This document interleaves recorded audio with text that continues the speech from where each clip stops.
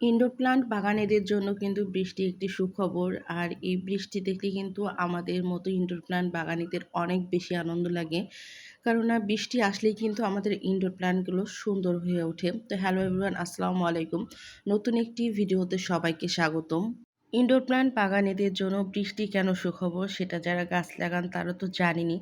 আর যারা জানেন না, যারা নতুন নতুন গাছ লাগিয়েছেন, ইনডোর প্ল্যান্ট করতে চাচ্ছেন, তো ভিডিওটা কিন্তু তাদের জন্যই।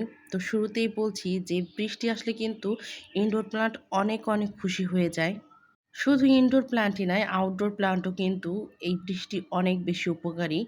এপ্রিল মার্চ এই টাইমটায় কিন্তু বৃষ্টি হওয়াটা একটু জরুরি, কেননা এই সময়টাই ইনডোর প্লান্টের গাছের গ্রোথটা বাড়ে আর এই সময় নতুন নতুন চারা হয়। তো এটা কিন্তু খুবই নেসেসারি ইনডোর প্লান্টের জন্য। তো ইনডোর প্লান্ট যারা করে তারা খুব ভালো করেই জানে নতুন নতুন পাতা গজানোর জন্য কিন্তু বৃষ্টি অনেক অনেক বেশি জরুরি। আর এই বৃষ্টি পেলেই কিন্তু গাছগুলো দেখবেন অনেক বেশি হাসি খুশি হয়ে যায়, গাছের কালারটাই চেঞ্জ হয়ে যায়। আর বৃষ্টির পানিতে যে নাইট্রোজেন থাকে সেটা কিন্তু সবাই আমরা কম বেশি জানি। বৃষ্টির পানি পেলেই কিন্তু গাছগুলো 4G গতিতে একদম বাড়তে শুরু করে। এটা একদম জাদুর মতো কাজ করে। আর যে গাছের গোড়া দিয়ে অনেক সময় দেখবেন শিকড় বের হয় না, কিন্তু বৃষ্টির পানি পড়লেই গাছের গোড়া দিয়ে নতুন নতুন শিকড় পাতা বের হতে থাকবে। আর এটা কিন্তু অনেক অনেক আনন্দ দেয়। সব মিলিয়ে কিন্তু গাছের চেহারাটাই একদম চেঞ্জ হয়ে যায়। আর যখনই বৃষ্টি আসে আমি কিন্তু ঘরের ভিতর যে গাছগুলো থাকে সেগুলোও বের করে দিই। এতে করে গাছের যে ধুলাবালি আছে সব একদম পরিষ্কার হয়ে যায়, আলাদা করে স্প্রে করতে হয় না।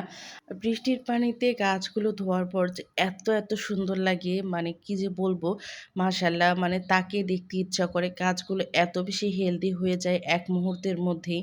তো যারা ইনডোর প্ল্যান্ট করেন তারা কিন্তু আপনাদের ঘরে যেসব গাছ থাকে সেগুলোকে বের করে দিবেন। তো আজকের ভিডিওটি এই পর্যন্তই। ভিডিওটি যদি ভালো লাগে অবশ্যই একটি লাইক কমেন্টের পাশে থাকবেন। ধন্যবাদ সবাইকে।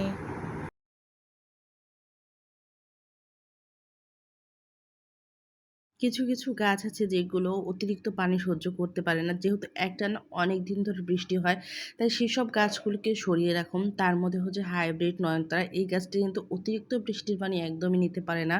আর বৃষ্টির পরে যদি অতিরিক্ত পানি থাকে আপনার টবের মধ্যে, অনেক সময় আছে যে দক্ষিণা বারান্দায় বিশেষ করে অনেক বেশি পানি আসে, তো সেক্ষেত্রে দেখা যায় যে টবে কিন্তু পানি থাকে। তো টবে পানি থাকলে অবশ্যই চেষ্টা করবেন সেই পানিটি ফেলে দিতে বৃষ্টির পরে। তো এই তো আজকের ভিডিওটি এই পর্যন্তই।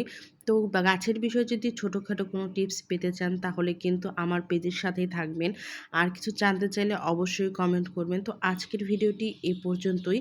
সবাই ভালো থাকবেন, সুস্থ থাকবেন। আল্লাহ হাফেজ।